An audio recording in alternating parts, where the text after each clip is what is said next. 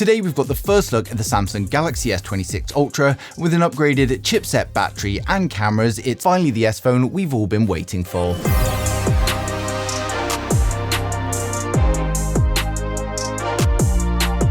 So first up, before we get into the reveal, we've got news that the Snapdragon 8 Elite Gen 2 that's powering the Galaxy S26 Ultra is going to be using the same 2+6 cluster as its predecessor, but we now have the performance cores running at 4.6 GHz with the Adreno 840 GPU hitting 1.2 GHz, so we should see some respectable increases in power.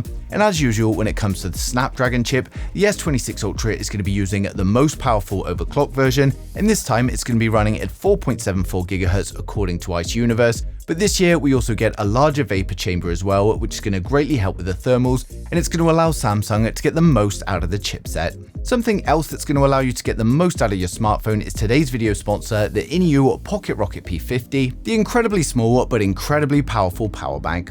Its compact size makes it easy to carry around, yet it still packs a 10,000 mAh capacity with a 45 watt output, which is pretty impressive for its size.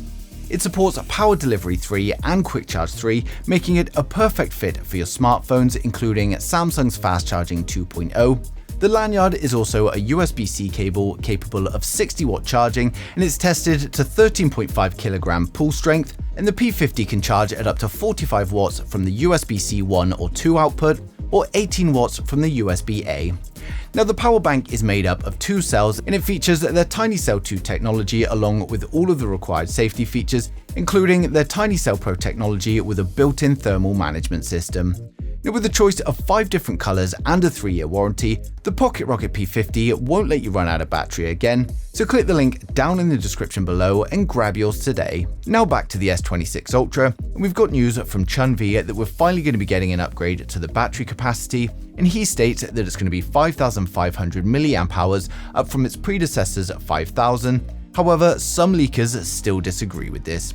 Now, reliable leaker Ice Universe also advises we're finally going to be getting an upgrade to the fast charging, and while he confirms that it will surpass the 45 watts that we've been stuck with for some time, Chun-Vi has also posted to say it's going to be 65 watts, and now LeakCode has confirmed that it will in fact be 60 watt fast charging. We've also got reports that the S26 Edge is going to be replacing the Plus model this year, and not only is it going to be getting a slightly thinner again, but somehow we're also getting a larger battery in the Edge as well. Now, something else that's getting bigger is also the display, and Ice Universe advises the S26 Ultra is coming with a 6.89-inch display, up from last year's 6.86. While it's only 0.03 inches larger, it is also going to be integrating COE OLED technology, and this stands for Color Filter on Encapsulation.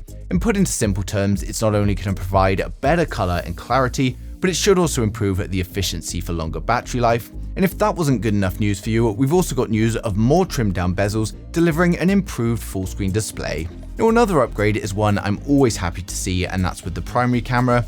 We've got great news that while the S26 Ultra is going to be sticking with the 200 megapixel primary camera, it is in fact going to be a new 1/1.1 inch CMOS sensor from Sony, and this is quite an increase from the predecessor's 1/1.3 inch from the HP2. And again, in simple terms, a larger sensor means more light capture, and this results in better photo and video quality with less noise, and of course, much better low light performance.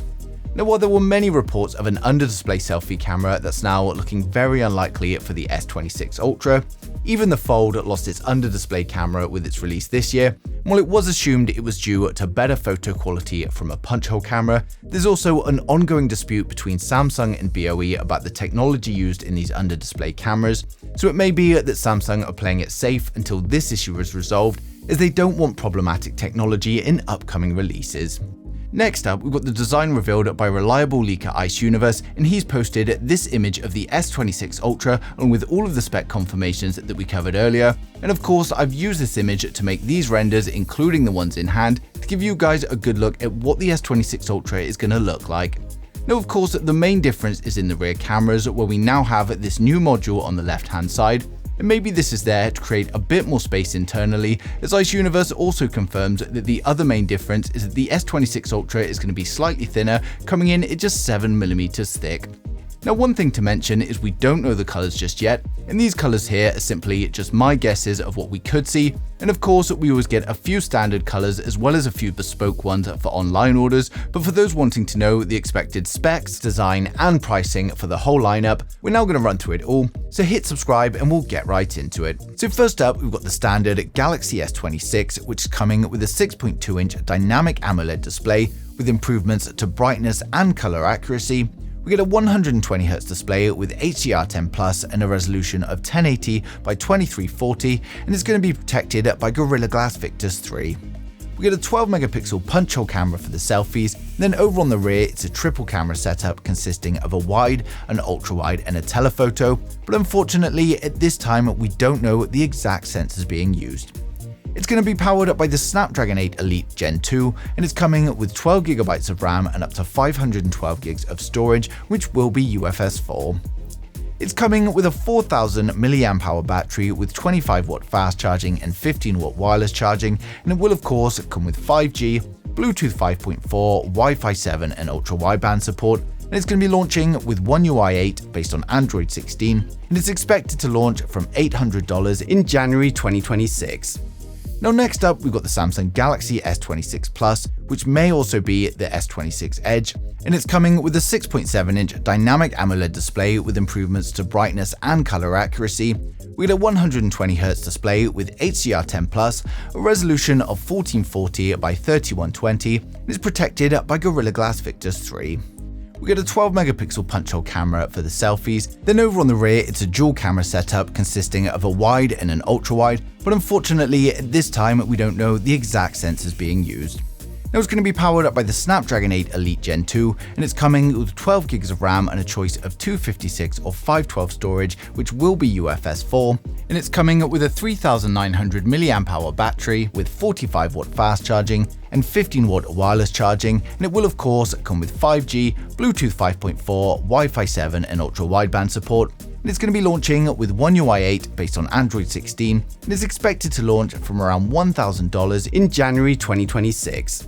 Now finally, we've got the most premium model, the Samsung Galaxy S26 Ultra, and the S26 Ultra is coming with a 6.9-inch dynamic AMOLED display, and again we've got improvements to brightness and color accuracy.